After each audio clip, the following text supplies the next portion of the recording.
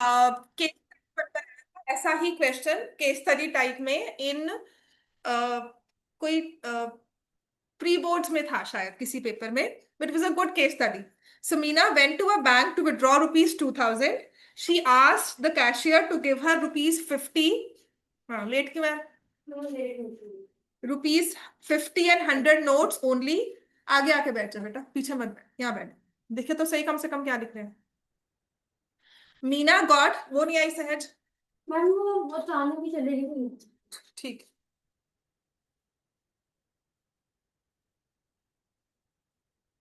हमारे कहा हुआ है कि मैसेज करो जब नहीं आ रही है. पढ़. ठीक है. सो उसके बाद क्या कहा था कि she got 25 notes in all. How many notes of rupees 50 and 20, 50 and 100 series. पहली बात तो हमेशा क्वेश्चन में रिकॉग्नाइज करना है कि हमारा एक्स एंड वाई क्या है. तो दो तरह की करेंसी नोट दी है. ठीक है. एक है 50 का और एक है 100 का. तो हम इसमें क्या लिखेंगे? Late the number of rupees 50 पहले लिखा हुआ है ना, रुपीज 50 नोट्स एक्स. ठीक है. Let the number of rupees 100 notes. ठीक है. अब इसको समझना है तो इस तरह से देखो. तुम्हारा मैं ब्लाइंड फोल्ड कर दूं, आंखों पे पट्टी बांधकर तुम्हें करेंसी नोट्स पकड़ा दूं और तुम्हें कहूं काउंट करने हैं. ठीक है. नॉट विद स्टैंडिंग कि वो छोटा बड़ा है या कुछ भी है, अगर वो सेम साइज के करेंसी नोट्स मैं तुम्हें बनाकर दे रही हूँ, है ना. मैंने पहले तुम्हें कुछ नोट्स पकड़ाए, फिर बताया, मैं कह रही हूँ काउंट करो कि कितने नोट्स हैं. तो आप क्या डिफरेंशिएट कर पाओगे ये 50 के हैं ये 100 के हैं, नॉट विद स्टैंडिंग की साइज पता लग रहा है कि नहीं पता लग रहा उस चीज से कि 20 के हैं. बता पाओगे डिफरेंस ब्लाइंड फोल्ड में विदाउट सीइंग? है ना. हमें वो टेक्निक नहीं आती कि हमें ब्लाइंड फोल्ड करके बताया जाए. ठीक है ना. तो इसीलिए रुपीज 50 और रुपीज 100 के नोट्स जब हमें काउंट करने हैं तो हमें वो करेंसी दी हुई है 25 नोट्स. इसका मतलब कि चाहे 50 है, हमारे लिए वो पेपर है, मैं पेपर काउंट कर रही हूँ, पेजेस कितने हैं बुक में. अब वो छोटे रजिस्टर में हो या बड़े रजिस्टर में हो, मेरे पास इन टोटल 25 है. तो इसका मतलब पहली हमारे पास इक्वेशन क्या बन गई?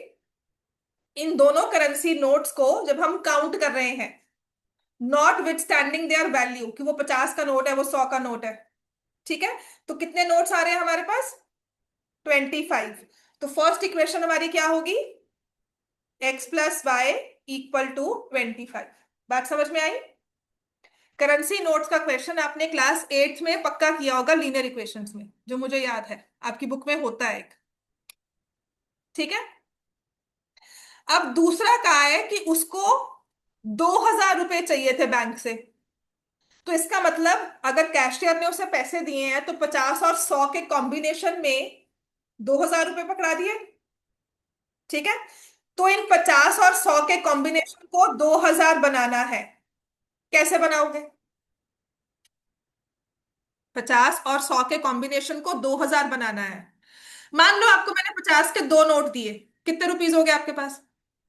100 रुपीज हो गए, है ना. मैंने आपको 100 के 5 रुपीज दिए, कितने? 5 नोट्स दे दिए, कितने हो गए? 500. टोटल कितना हो गया? यहाँ पर टोटल कितना चाहिए? 2000. ठीक है. मैंने आपको कहा था 50 के दो नोट दे रही हूं और 100 के 5 नोट दे रही हूं, तो तुमने कहा कि मेरे पास तो ये 600 आ गया. अब मैं तुम्हें 50 के एक्स नोट्स दे रही हूँ और 100 के वाई नोट्स दे रही हूँ, टोटल तुम्हारे पास होगा 2000. तो क्या इक्वेशन बन जाएगी? यहाँ पे क्या किया था? 50 into 2 plus 100 into 5 equal to 600. आसान क्यों था? क्योंकि ये 2 और 5 दिया हुआ था. यहाँ 2 और 5 वो नंबर क्या है? नहीं दिया हुआ. तो उसकी जगह हमने क्या लिया है? X and y. तो इक्वेशन क्या बन जाएगी अब? 50 एक्स प्लस 100 वाई किसके इक्वल है? बात समझ में आई? करेंसी नोट्स के साथ हमेशा इक्वेशन ऐसे ही बनती है. क्लियर हो गया? अब इसके बाद क्या करना है? दो इक्वेशंस हमने बना ली, तो हमें क्या करना चाहिए? Solve. Equate, solve, eliminate, substitute, whatsoever we need. हाँ सहज, ऑनलाइन हो तुम आज? Yes ma'am. ठीक है बेटा. ठीक है. तो हमारे पास नंबर ऑफ करेंसी नोट्स हमने ले लिए. फिर हमें कहा कि टोटल नंबर ऑफ नोट्स जो है, जो पीस ऑफ पेपर है हमारे लिए, तो टोटल नंबर ऑफ शीट्स जो है हमारे पास आई है वो 25 है। ठीक है। लेकिन अगर हम इनकी मॉनेटरी वैल्यू निकालते हैं तो वो है 2000। तो 50 के कुछ, 100 के कुछ, टोटल बन गया 2000। So x plus y is 25। 50x plus 100y 2000। अब इसको आप अलग से लिख लोगे, मतलब 50x प्लस लिखा ना, तो मैं इसमें से 50 कॉमन ले लेती हूँ। तो x प्लस 2y, यहाँ 50 से डिवाइड किया तो 40 आ गया ये, है ना। हाँ, तो ये मेरे पास दो इक्वेशंस बन जाती है, इसको मैं अलग से लिख लूंगी अब।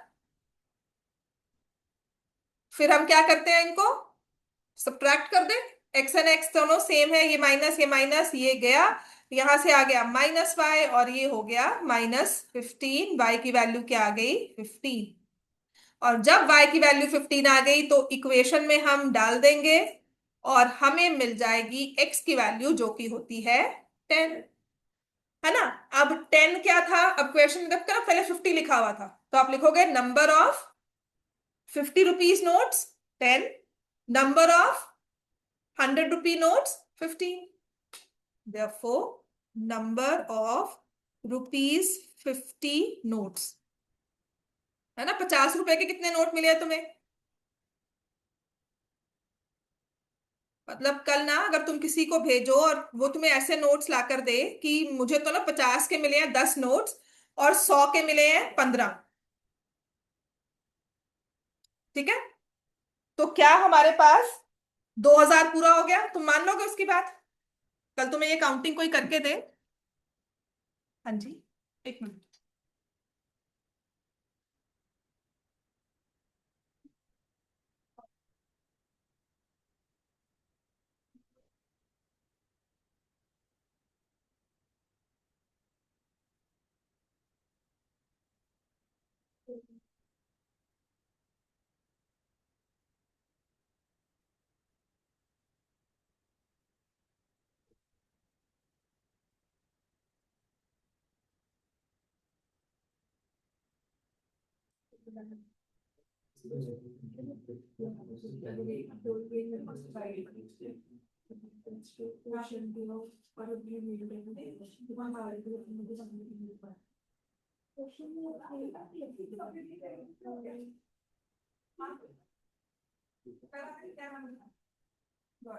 और मुझे अपना कोई पापा को उनसे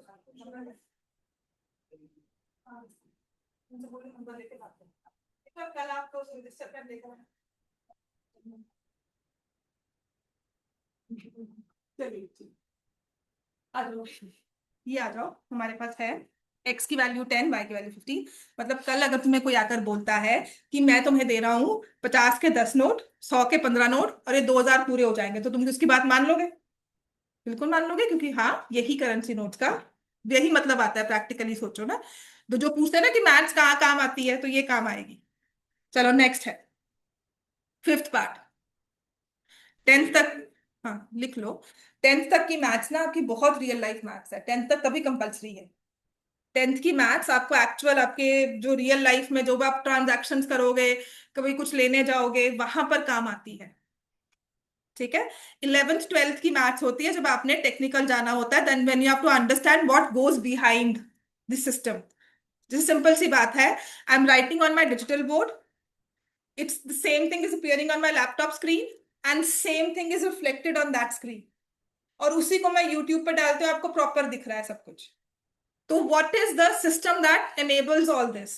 वो हमारी 11th की मैथ्स है। पीछे का काम क्या चल रहा है कि जहां मैं लिख रही हूं, if I am pointing at this particular corner, तो वहीं पर आ रहा है। ठीक है। If I am pointing at this corner, तो माउस कर्सर मेरा यहीं आ रहा है। क्यों? यहां पर पॉइंट किया तो वहां क्यों नहीं आया? ठीक है। तो ये सारी अलाइनमेंट जो होती है ना, ये हमारी क्लास 11th की मैथ्स है। बात समझ में आई? और ये जो रियल लाइफ मैथ्स है वो क्लास 10th की है, तभी कंपलसरी होती है मैथ्स 10th तक। तभी आज तक ना कंपलसरी रखी है, बिकॉज ये हमें बेसिक नॉलेज चाहिए टू सरवाइव। नेक्स्ट है फिफ्थ पार्ट, ये।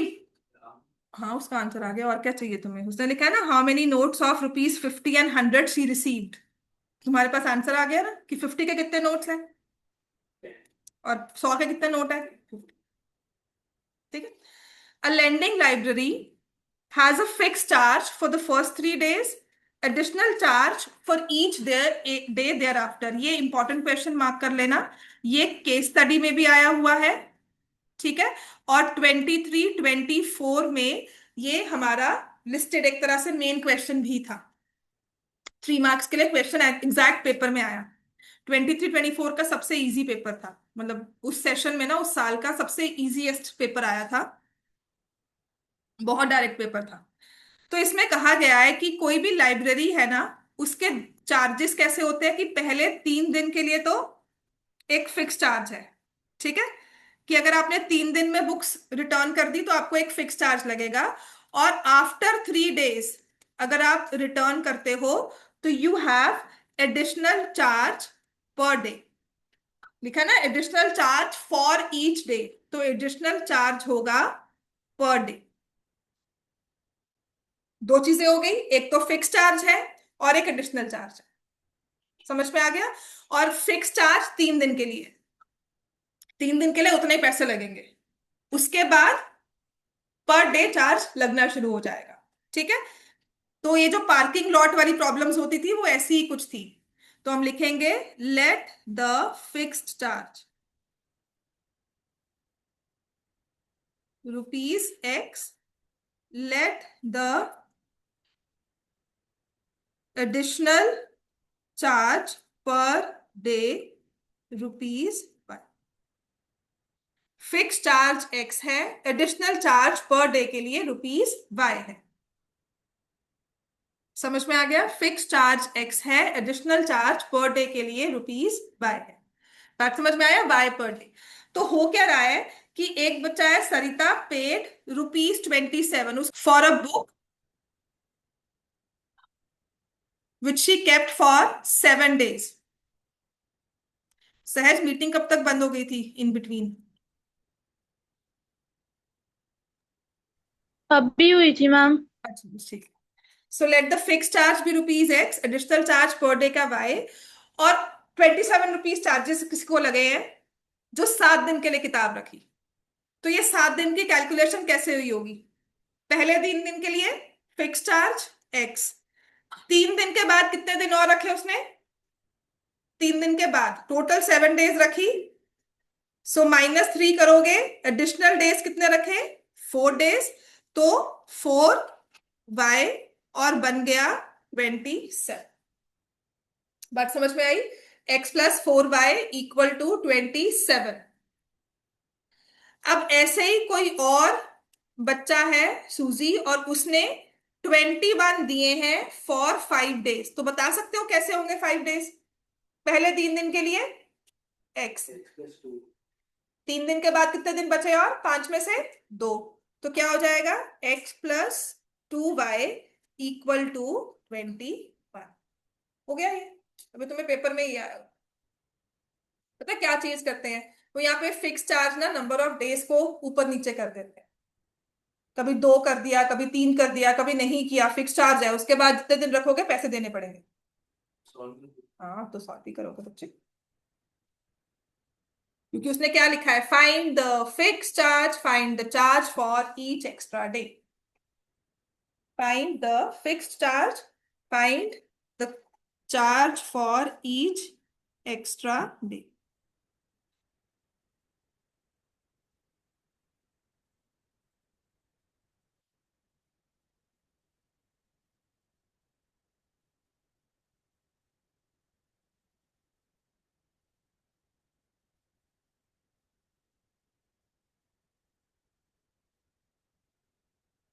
समझ में आ गया बेटा सबको? ठीक है।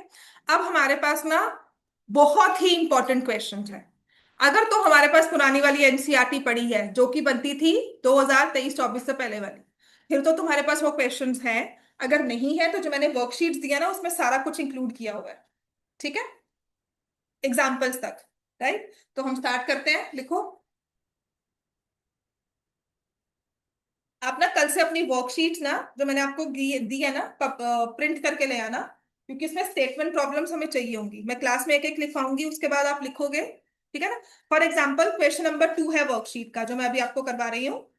जैसे लाइब्रेरी चार्जेस की है ना, वैसा ही ये क्वेश्चन है जिसमें लिखा है a part of monthly hostel charges, a part of, ठीक है। कल से प्लीज अपनी वर्कशीट ना प्रिंट करके ले आना, मैं आपको दोबारा से शेयर कर दूंगी कौन सी प्रिंट करके लेकर आनी है, ठीक है। इज फिक्स्ड, बिकॉज इसमें सारे एक्स्ट्रा क्वेश्चंस दिए हैं जो मुझे स्टेटमेंट करवानी है। टाइम वेस्ट नहीं करते कि आप नोट कर रहे हो, आप वहीं से पढ़ रहे हो, जैसे बुक में लिखा हुआ ना वैसे वहीं से पढ़ रहे हो और वहीं से सब कर रहे हो, ठीक है। Is fixed and remaining depends on, ये ओल्ड एनसीईआरटी के क्वेश्चन है, चाहे एनसीईआरटी ने निकाल दिए पर फिर भी सिलेबस से निकले नहीं है। And remaining depends on number of days one has taken food in the mess.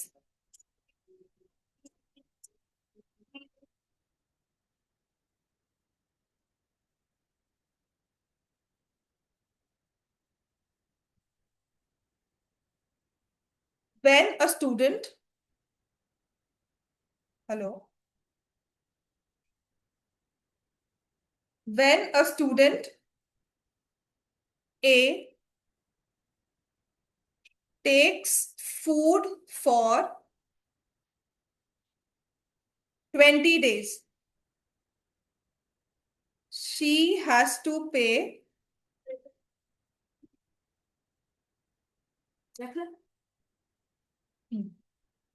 ₹1,000 as hostel charges.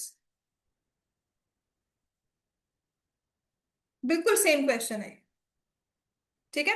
तो मंथली एक्सपेंसेस तो फिक्स है, ठीक है, हॉस्टल के। और रिमेनिंग डिपेंड करता है कि कितने दिन खाना खाया है मेस में। तो एक बच्चा 20 डेज के लिए खाना ले रहा है, तो उसको ₹1,000 पे करना पड़ रहा है, उसका बिल बना 1,000 हॉस्टल चार्जेस का। ऐसे ही whereas a student B who takes food for 26 days pays 1180 as hostel charges. 80. Find the fixed charge and cost of food per day. Find the fixed charge and cost of food per day.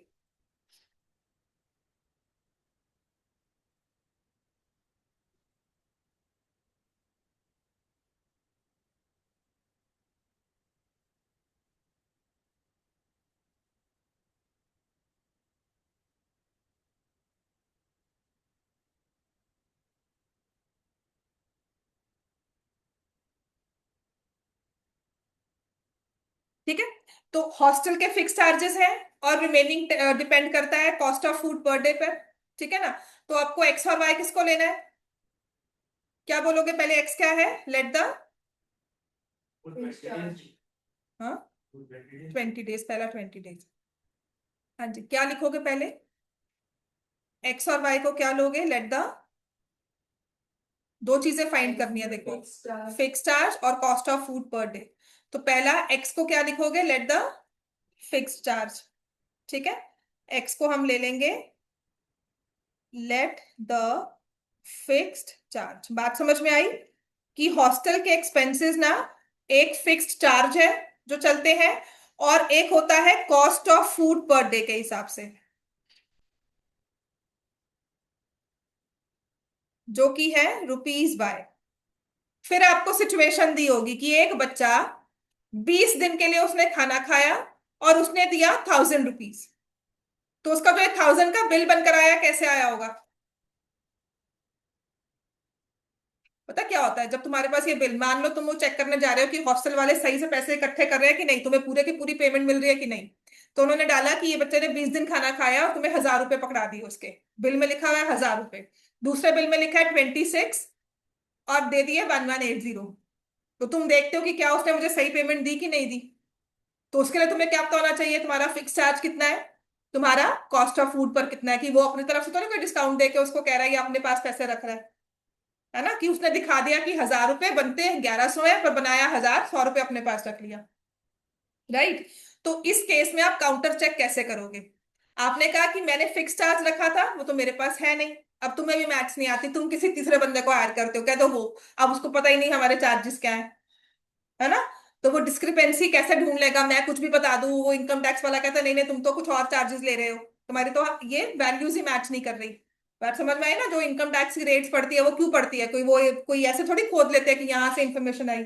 So how do they find out? They find out according to these mathematical rules only, कि नहीं नहीं ऐसे तो तुमने 100 चीजों का कहा 1000 रुपए, लेकिन 110 चीजों का कह रहे हो 1200 या 1000 रुपए, फिर से या 1050, ऐसा कैसे? So this is how they find discrepancies. समझ में आया? है ना? तो अगर तुम्हें कहा गया है कि एक बच्चे ने खाना खाया 20 दिन के लिए और उसने बिल दिया 1000 रुपए, तो उसका बिल कैसे बना होगा? एक फिक्स चार्ज और 20 दिन का चार्ज पर डे। ठीक है ना? तो क्या बनेगी सिचुएशन? फिक्स चार्ज कितना है हमारा? एक्स। और फूड पर डे कितना है? वाई। और कितने दिन के लिए खाना खाया? 20। तो क्या ये बन जाएगा? x + 20y = 1000। बनेगा कि नहीं बनेगा? और ऐसे ही दूसरा बच्चा है जिसने 26 डेज के लिए खाना खाया है, तो क्या बनेगा? x + 26y = 1180। Two equations, two variables.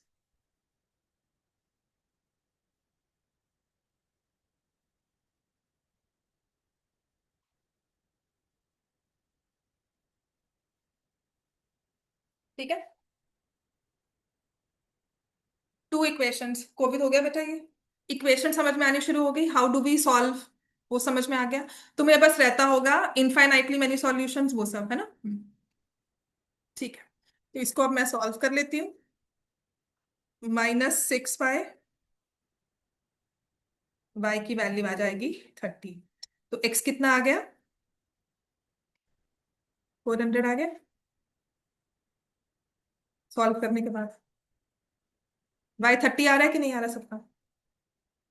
हाँ, वो तो मुझे पता है, मैं ठीक है बच्चे, it's okay. I know you are solving further, which is good, कर लो। क्यों? बनाना ही होगा। अब तुम इसको रुपीज की जगह तुमको, नहीं नहीं मैं तो इसको किलोग्राम लिखूंगा तो बन जाएगा। तो रुपीज ही लगाना होगा। बेटा देख, जो यूनिट होता है वो लिखना ही होता है, अगर नहीं दिया होता तो हम यूनिट्स लिख देते हैं उसमें। ठीक है? तो mathematically this is just to, ये ना आइडेंटिफिकेशन के रूल्स होते हैं कि ये तो रुपीज है। कुल कहिए 400, तुम कहोगे 400 क्या? 400 रुपए। ठीक है, सो दिस इज नॉर्मल। आप जब बिजनेस ट्रांजैक्शंस करते हो ना, तो ये चीजें आपकी ना, कि कल उसने कहा मैं तो 400 दूंगा, तो फिर उसके बाद पकड़ में आती कि उसने कहा था 400 रुपए देगा। समझ में आई बात? This is how the contracts are filed. और इस बात पर ना कॉन्टेस्ट हो जाता है कि नहीं तुमने गलत बोला, तो उसने 400 कहा था, ये इज फुलफिल्ड। ठीक है? तो यहां पर ये चीजें होती हैं जो चीज हमें ध्यान देनी होती है। तो 400 आ गया हमारा फिक्स चार्ज, तो लिखोगे therefore the fix charge is ₹400 and food per day charge है ₹30। ठीक है? तो वो जो पहेलियां नहीं होती है, वो जो उसने तो कहा था 400 देगा, तो उसने आपको 400 वो ला कर दे दिया। तो देर आर पॉपुलर जोक्स चलते हैं कि उसने 400 दे दिया, तो now they have committed, they fulfil there end of the promise. But क्या वो एक्चुअली प्रूफ हुआ है कि नहीं? This is how you spot the mistakes. ठीक है? कल ये वर्कशीट प्लीज प्रिंट करके ले आना, बहुत जल्दी काम हो जाएगा, तुम्हारा काम भी आसान होगा, इतना इतना लिखना नहीं पड़ेगा। ठीक है? हो गया बच्चे सबका ये? अब नेक्स्ट लिखो। इसका ना क्वेश्चन नंबर 1 आपके होमवर्क में है, लिख लो। ये जो वर्कशीट में ना मैंने स्टेटमेंट प्रॉब्लम्स लिखा होगा। ठीक है, मैं वर्कशीट का नाम भी आपको बता देती हूँ। दिस इज, इसकी हेडिंग जो होगी ना, मैं आपको फिर से इसको शेयर कर दूंगी। This is CBSE 10 24 25 linear equations. ठीक है? ये मैंने वर्कशीट लिखी होगी, नंबर 2 वाली वर्कशीट जो ग्रुप में शेयर हुई है RD शर्मा से जस्ट पहले। ठीक है? RD शर्मा का PDF शेयर किया, उससे जस्ट पहले ये वाली वर्कशीट प्रिंट करके लेकर आनी है। इसका होमवर्क लिखो, क्वेश्चन नंबर 1 आपने करना है, NCERT का ही क्वेश्चन है, पुरानी वाली का। ठीक है? बहुत आराम से कर लोगे। क्वेश्चन नंबर 3 फ्रैक्शंस पे है, कोशिश करके आना, हो जाएगा। नंबर 1 जो है ना, ये टिकट्स पर है, हो जाएगा बहुत आराम से। ये फ्रैक्शंस पे है।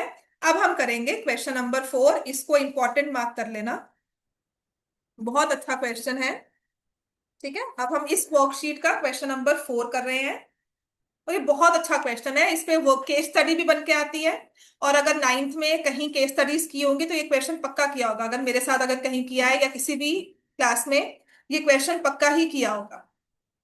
जिसमें लिखा है यश स्कोर्ड, लिखो, 40 marks in a test, getting 3 marks for each right answer and losing 1 mark, losing 1 mark for each wrong answer।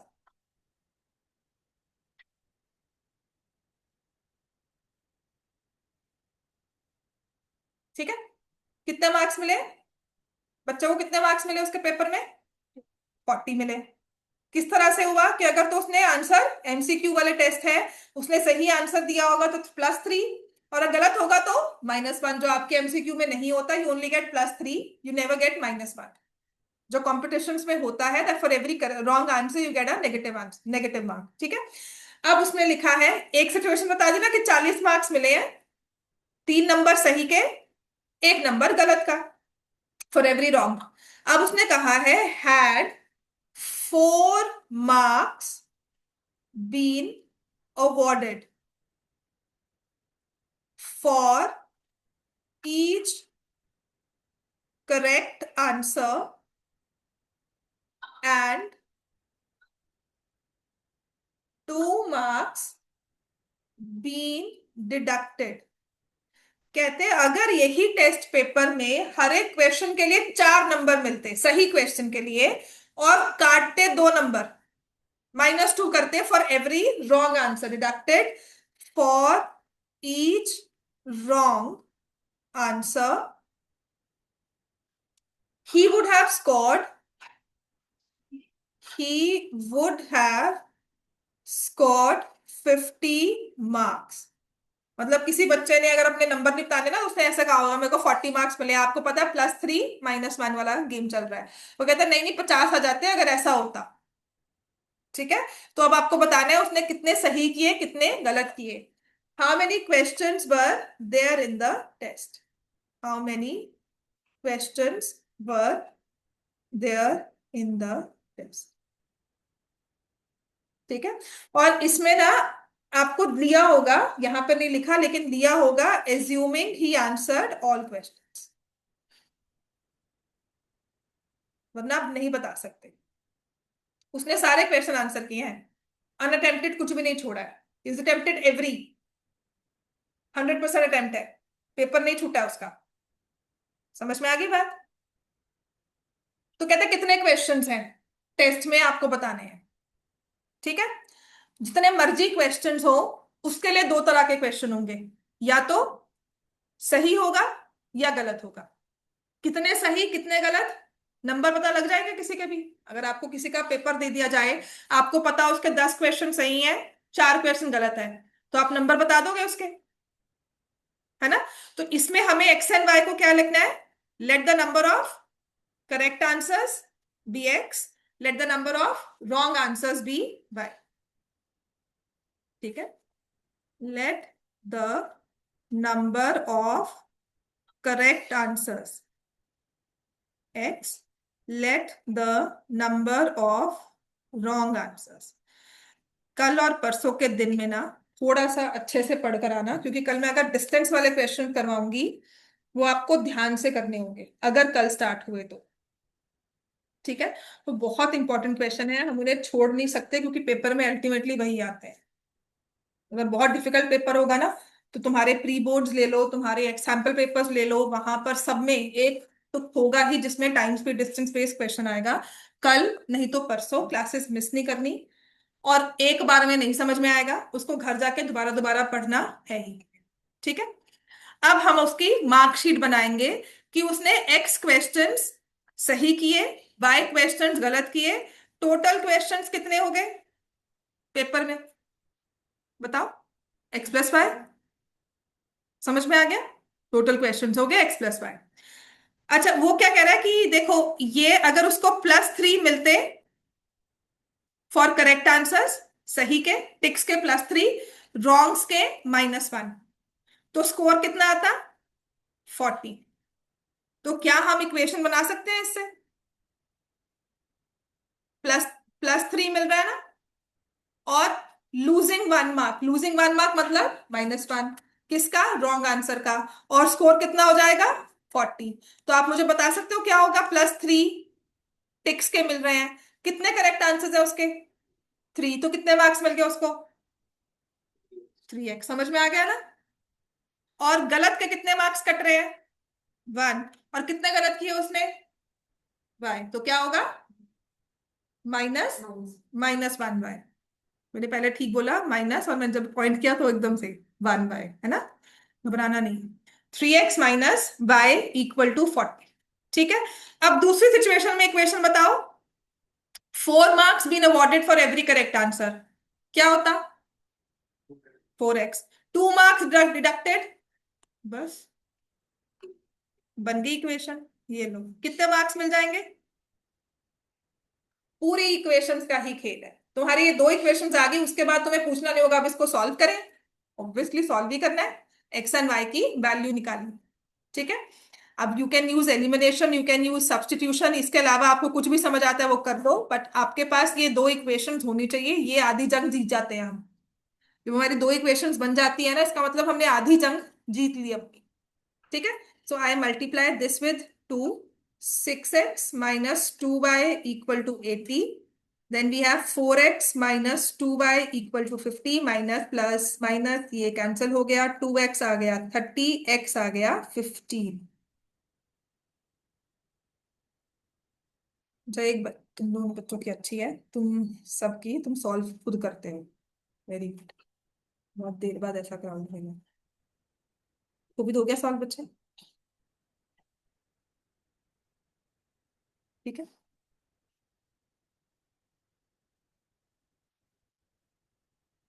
ये हो गया।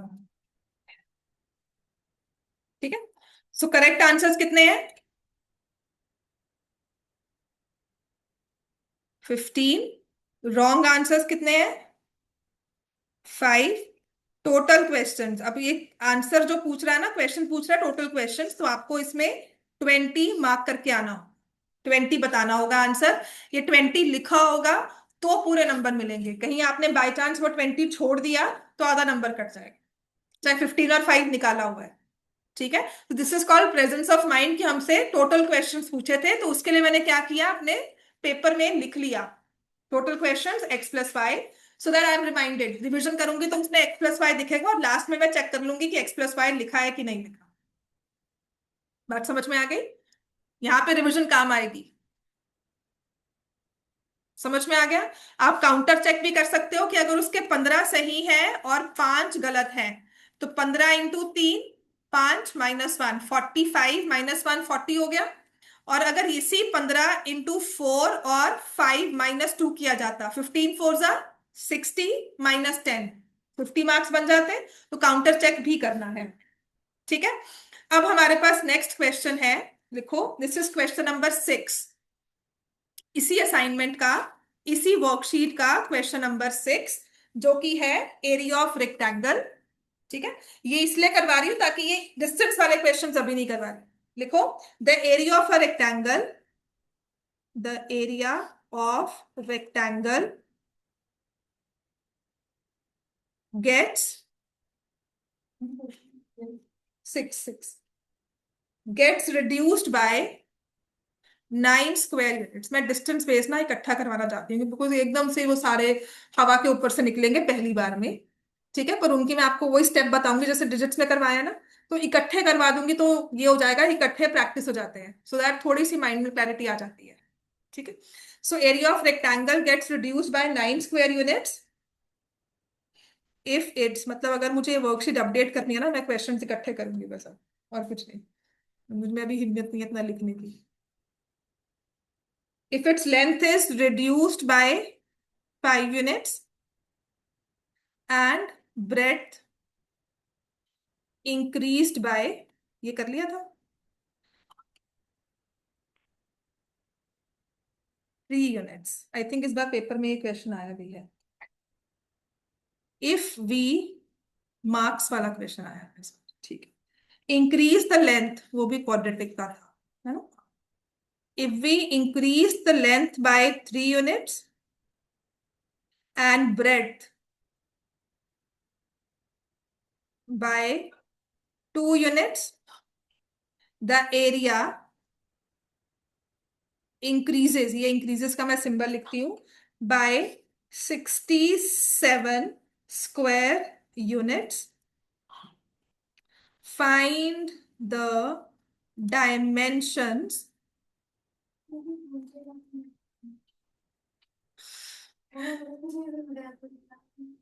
तो ऐसा कर, नीचे वो गेस्ट रूम में बैठ जा, वहां पर रेंज आएगी, तो रिकॉर्डिंग मैम से मंगवा लेना, या तो शुरू में वहीं से बैठ जाकर फिर सुबह अपना, क्योंकि इस रूम में नेटवर्क नहीं आता सच में। हम नहीं बैठना, हाँ नीचे बैठ जा, ये रूम तो ऑक्यूपाइड रहेगा ना। जो भी है ले जा, हाँ ना तो कर ही लेंगे। आ जा। हाँ हाँ। कोई बात नहीं है, क्वेश्चंस हो रहे हैं, इजी वाले नहीं है। अच्छा तू समझ लेके आजा आजा। The area of a rectangle gets reduced by 9 square units. Length is reduced by 5. अच्छा देखो, जब रेक्टेंगल की बात हो रही है तो उसमें दो चीजें आती हैं, क्या क्या होती है रेक्टेंगल में? लेंथ और ब्रेड्थ, है ना। हाँ, लेंथ एंड ब्रेड्थ, है ना। और देखो एक वर्ड आ गया एरिया। एरिया ऑफ रेक्टेंगल क्या होता है? लेंथ इनटू ब्रेड्थ, ठीक है। तो मुझे समझ में आ गया कि लेंथ और ब्रेड्थ की बात हो रही है, एरिया है, लेंथ और ब्रेड्थ की बात हो रही है, तो उन्हीं को हमें सपोज करना होगा। तो सबसे पहले तो क्वेश्चन में सोचना है कि हमारा एक्स और वाई क्या है, क्या होगा x? Let the x, 2 dimension है ना, तो हमें एरिया फॉर्म करना है, क्योंकि देख अल्टीमेटली तुम कर क्या रहे हो।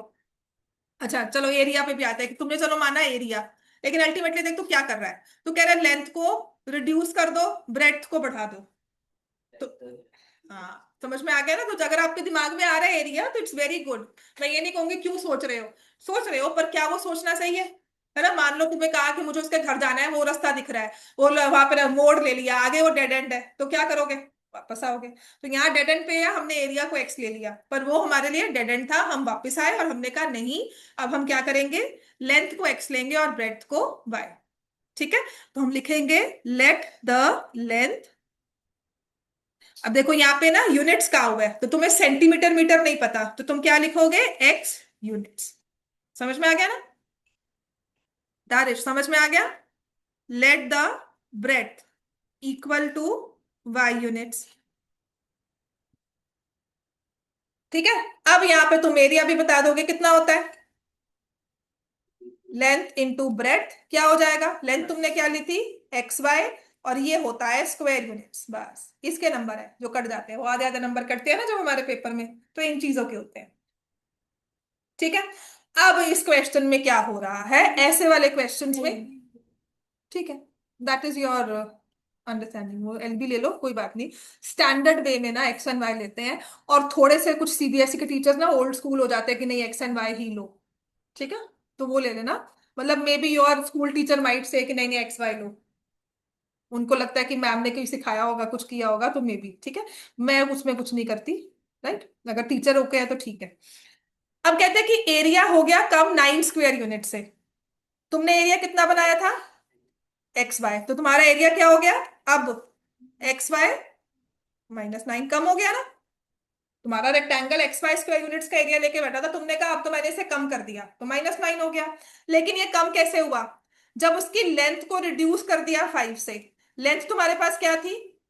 एक्स, तुमने उसे कम कर दिया 5 से, तो लेंथ क्या हो गई? x-5। ब्रेड्थ क्या हो गई? इंक्रीज कर दिया 3 से, तो ब्रेड तुम्हारी y थी, तो वो हो गई y+3, है ना। अब ये न्यू लेंथ है, ये न्यू ब्रेड्थ है, और ये न्यू एरिया है। कैसे बताओगे तुम इनको इक्वेशन में?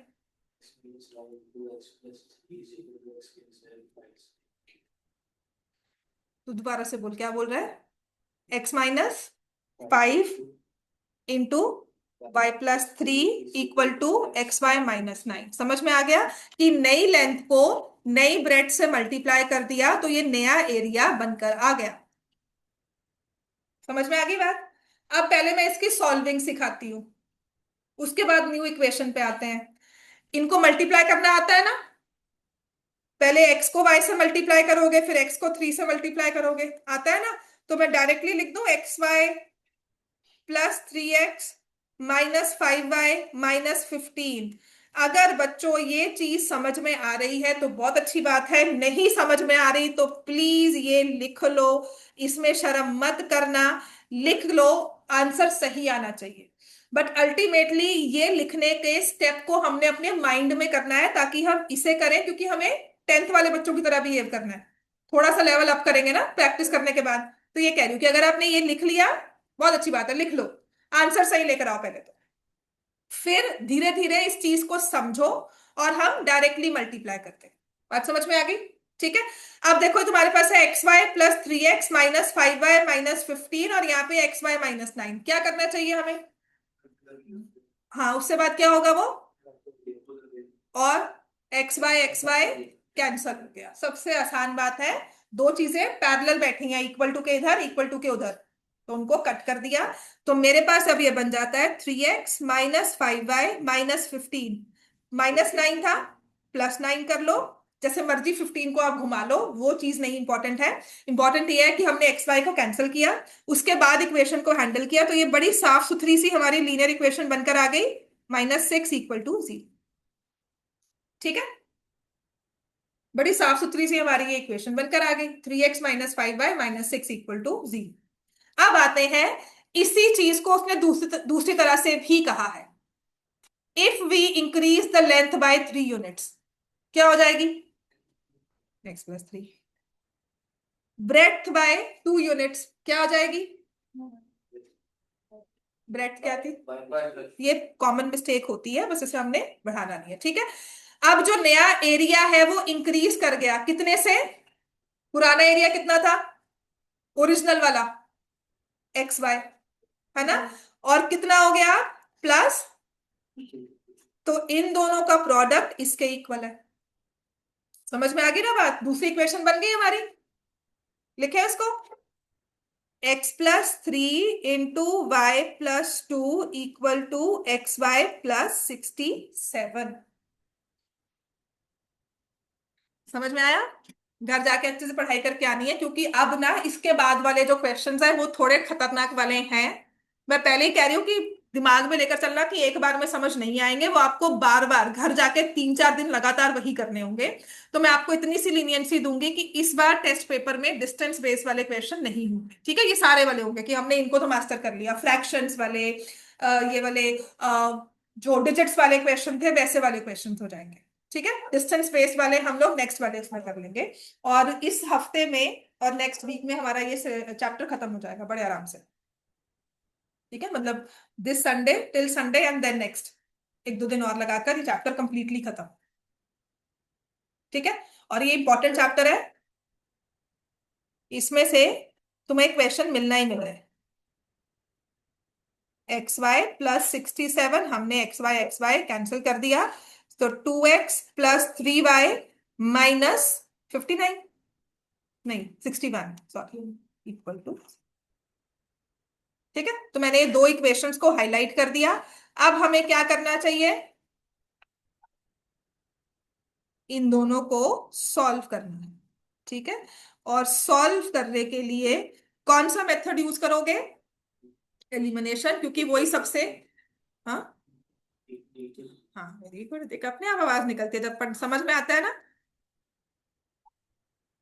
अपने आप अटेंशन यहीं पर रहती है। अब मैं तुम्हें यही समझा रही होती ना, रियल नंबर्स, HCF LCM, तुम सो रहे होते सारे, क्योंकि वो नहीं समझ में आता है, वो थोड़ा एब्स्ट्रैक्ट टॉपिक हो जाता है। स्टार्ट उससे करना ना सबसे बड़ी ब्लंडर होता है एक तरह से 10th क्लास में। -19y+, 171। ठीक है। इक्वेशन में ना एक साइड में यहाँ पे माइनस और प्लस होना, तो आंसर हमेशा प्लस में आता है। क्योंकि देखो -19 y -171 हो जाएगा, ये माइनस माइनस कैंसल, y क्या होगा, 171/19 विच इज इक्वल टू,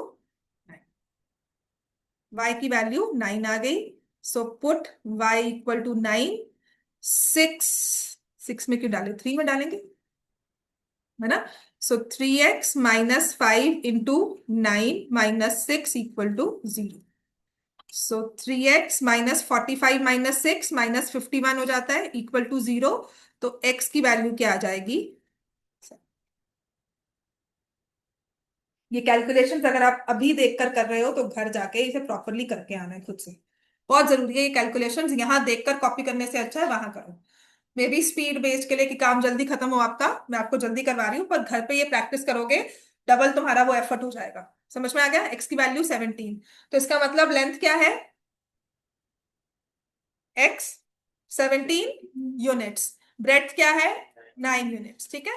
तो आप लिखोगे therefore length of rectangle 17 units, and width लिख लो या ब्रेड्थ लिख लो, जो भी पेपर में दिया हुआ है, बस चेंज नहीं करना। Breadth equal to 9 units. ठीक हो गया बच्चों। ये हमारा है क्वेश्चन नंबर 6। उसके बाद हमें करना है क्वेश्चन नंबर 10। ठीक है। अब वर्कशीट का हम कर रहे हैं क्वेश्चन नंबर 10। कर दो इरेज ये, सबने लिख लिया, सहज तुमने लिख लिया है। Yes ma'am. वेरी, अब ये ना एक तरह से कॉन्वर्सेशन है बिटवीन टू फ्रेंड्स, जिसने लिखा हुआ है। ये एक्चुअल क्वेश्चंस पता क्या होते थे, कि जैसे पहले गुरुकुल सिस्टम हुआ करता था, या what I have my previous knowledge, जो मुझे बताया गया था कि there was a mathematician, so she he would teach his daughter. तो उसको मैथमेटिक्स जब सुनाता था तो वो कहता था दो लोगों में ऐसे वार्तालाप हुई है। तो ये संस्कृत के श्लोक हुआ करते थे, संस्कृत की जो वर्सेस हैं उनमें लिखा था। देखो लिखा हुआ है, वन सेज गिव मी अ 100।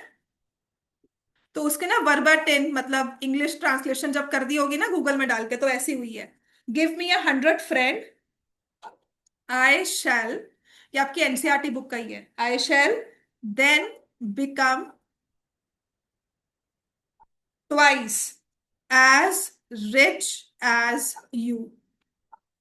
तो जब भी ऐसे कॉन्वर्सेशंस में आपको ना, और प्रॉपर इंग्लिश नहीं लिखी हो, कोई भी ऐसा क्वेश्चन मिलता है ना, मतलब ये हमारी पुरानी वाली बुक से लिया हुआ है, and I have actually seen those books, मैंने वो एक्चुअल संस्कृत वाले श्लोक भी पढ़े हुए हैं। My teacher showed me once कि देखो ये पुरानी बुक है, वहां से लिया हुआ है इन माय टाइम। तो मुझे पता है, उन्होंने कहा था कि ऐसे ये बुक भी वही थी, मतलब प्रिंट भी उनका वही हुआ था। नेक्स्ट लिखो, द अदर रिप्लाइज। ठीक है। देखो, if you give me 10, I shall be 6 times as rich as you. Tell me, ठीक है, what is the amount of their respective Capitals. अब ये वर्ड्स जो है ना, ये वर्बाटिम ट्रांसलेट किया हुआ है, कि हिंदी वर्ड को कैपिटल लिख दिया, जबकि मनी होता है ना कि how much money each one has, तो वो रिच लिख दिया, इसका मतलब मैं इतना अमीर हो जाऊंगा, तुम इतने अमीर हो जाओगे, तो वो वर्ड्स को ट्रांसलेट किया हुआ है। दिस इज एक्चुअली अ संस्कृत श्लोक, ये संस्कृत के हमारे पुरानी वाली बुक्स में मिलता है क्वेश्चन, तो उसका वर्बाटिम ट्रांसलेट है। तो उसने दो फ्रेंड्स की कॉन्वर्सेशन लिखा है कि गिव मी अ 100 फ्रेंड, कि तुम मुझे 100 रुपए दो, तो मेरे पास तुम्हारे से दुगना हो जाएगा। ठीक है। तो उसका फ्रेंड और भी अच्छा, वो कहता है ना ना 100 क्या दे रहा, तू मुझे 10 दे दे। यू गिव मी 10, मैं 6 गुना हो जाऊंगा, I will be 6 times as, I will have 6 times as much as you have. तो दो फ्रेंड्स आपस में ये मजाक कर रहे हैं, और तुम्हें तीसरा बंदा सुनकर कि उनमें उनके पास पैसे कितने हैं ये बताओ। बात समझ में आई। तो दोनों के पास अपना अपना मनी है, एक के पास है कुछ, दूसरे के पास कुछ, तुम्हें नहीं पता वो क्या है। तो तुम उसे क्या लोगे? Money with first friend as x, money with second friend as y. ठीक है ना? तो पहला हमारा कॉन्सेप्ट ही पूरा स्टार्ट ये होता है कि एक्स और वाई क्या है, इक्वेशन नहीं, what is x and what is Y.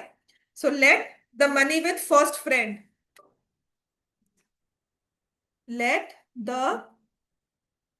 Money with friend one या फ्रेंड ए लिख दो, रुपीज एक्स।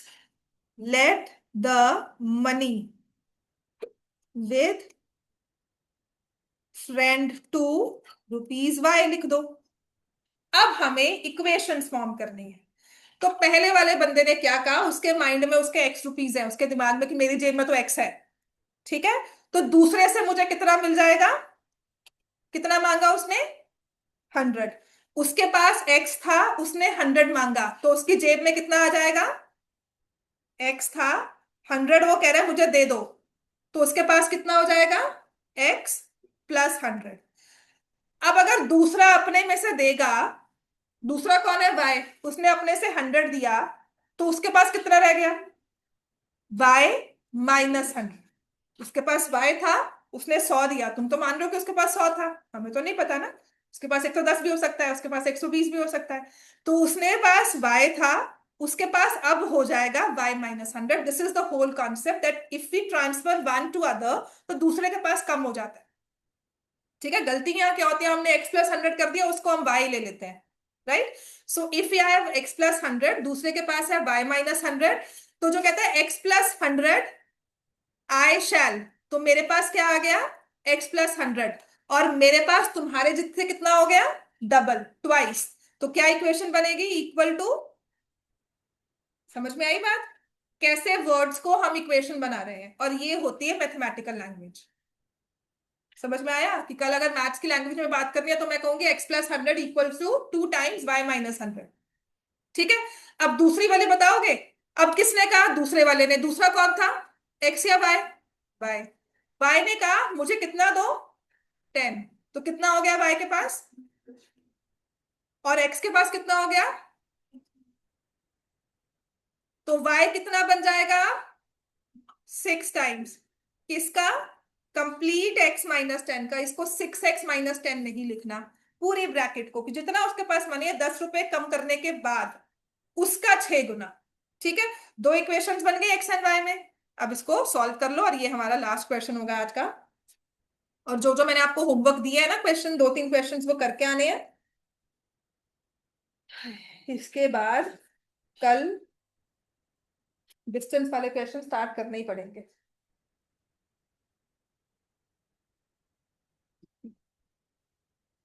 ठीक है?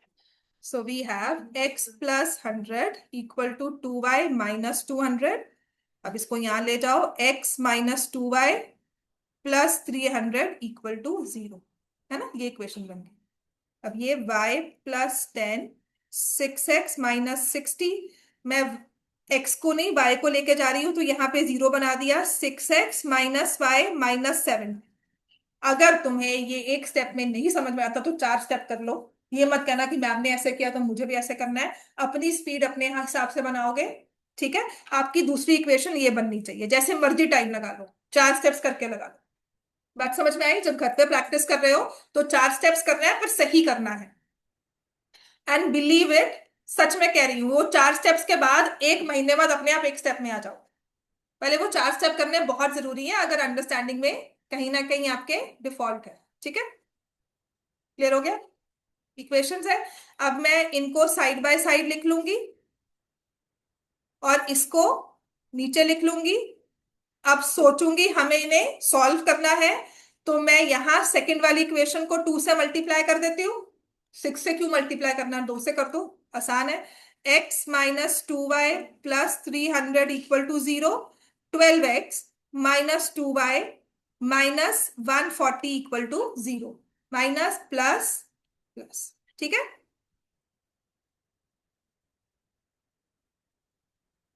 ये कैंसल हो गया। -11 -12 plus x +1 -12 +1 -12 -11x plus 300 plus 140 plus 440 equal to 0। X की वैल्यू क्या आ गई? 40। आ गया ना बड़ा अच्छा सा आंसर। तो जब एक्स की वैल्यू 40 आई, किसी भी एक इक्वेशन में डाल दो। 40 -2y plus 300 equal to 0, -2y plus 340 equal to 0। y की वैल्यू आ जाएगी 170। तो मतलब फ्रेंड वन के पास है 40 रुपीज, फ्रेंड टू के पास है